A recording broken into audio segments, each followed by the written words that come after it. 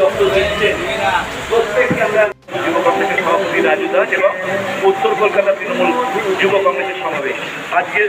আজকের দিনে আমরা প্রমাণ করেছি যে আমরা মমতা ব্যানার্জির যে কথা তাকে আমরা আজকে প্রমাণ করতে পেরেছি। এই দুর্যোগপূর্ণ হওয়ার মধ্যেও আমরা রক্তদান শিবিরকে এগিয়ে নিয়ে চলেছি। স্বাধীনতা দিবস ৭৮ স্বাধীনতা দিবস আমরা উদযাপন করছি।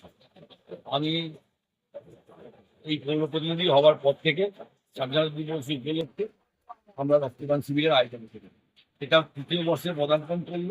আমাদের লক্ষ্য যে আমাদের এই ওয়ার্ড এবং সংলগ্ন যে অঞ্চল আছে সেখানে যেন কোনো মানুষ বিপন্ন রোগী রক্তের অভাব যদি না থাকে, যখনই কোথাও কোনো রক্তের প্রয়োজন হয় আমাদের এখান থেকে আমরা কার্ড পৌঁছে দিই তার বাড়িতে, যাতে বিপন্ন রোগীদের পাশে তোলা আমাদের একটা সামাজিক দায়বদ্ধ।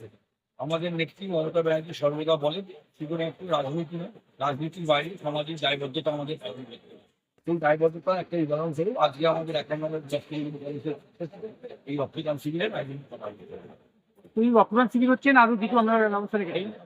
এর সঙ্গে আমরা যেটা করছি সেটা তো স্বাস্থ্য পরীক্ষা শিবির। স্বাস্থ্য পরীক্ষা শিবিরে আমরা বিভিন্ন রকম স্বাস্থ্যের যে টেস্টগুলো হয়, যে আমাদের ল্যাবরেটরির যে টেস্টগুলো হয়, ম্যালেরিয়া থেকে শুরু করে বিভিন্ন রকম ব্লাড প্রেশার ব্লাড সুগার থেকে শুরু করে চক্ষু পরীক্ষা থেকে আরম্ভ করে বিভিন্ন রকম স্বাস্থ্য পরীক্ষার ব্যবস্থা আমরা রেখেছি।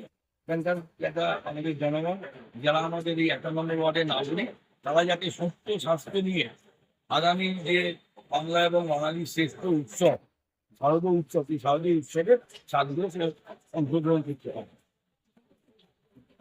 এছাড়া এই ক্লাব রক্তদান শিবির ছাড়া কোনো রকম সমস্যা মানুষের পাশে রাখে কি? তাহলে তো নয়, এটা তো হচ্ছে আমাদের ১ নম্বর ব্লক তৃণমূল কংগ্রেসের পক্ষ থেকে কংগ্রেসের পক্ষ থেকে আমরা প্রত্যেকটা কর্মী সদা সর্বদা 24/7 আমরা মানুষের কাছে পাশে দাঁড়াই। মানুষের আজকে যেখানে দুঃখ কষ্টে আজকে মানুষকে অ্যাম্বুলেন্স জোগাড় করে দিতে হবে, মানুষের দেখবনি নিয়ে যাওয়ার জন্য হাসব্যান্ডের জোগাড় করে দিতে হবে, মানুষকে নিয়ে গিয়ে হসপিটালে ভর্তি করতে হবে। যে কোনো প্রয়োজন আমরা সর্বদা তাদের পাশে গিয়ে দাঁড়াই এবং আপনারা জানেন যে রক্ত এমনই একটা জিনিস যেখানে কোনো ভেদাভেদ করা যায় না, এবং রক্তের প্রয়োজন যখন হয় আমরা একটা মাউস ক্লিক করে চলে যাচ্ছি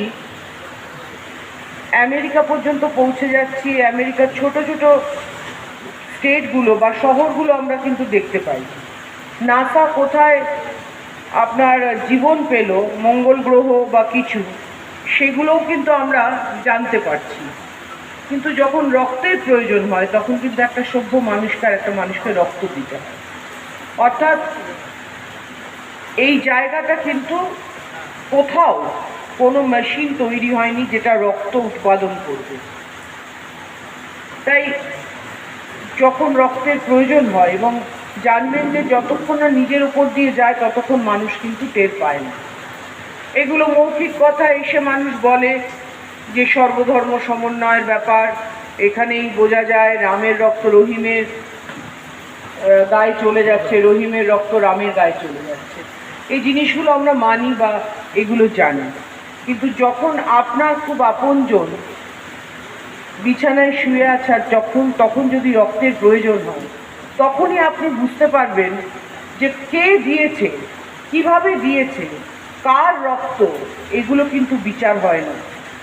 তখন কিন্তু ওই ব্লাড গ্রুপটা 2020-তে আমরা যখন দেখেছি কোভিডের সময় পুরো পৃথিবী বন্ধ ছিল, কিন্তু আমাদের এখানে প্রশাসন লেভেল থেকে এবং কিছু কিছু ডাক্তারদের মধ্যে, ডাক্তাররা যেরকম একদিকে সামলেছেন কোভিড পেশেন্টদের, ঠিক তেমনি রক্তদানের শিবির কিন্তু করা হয়েছে।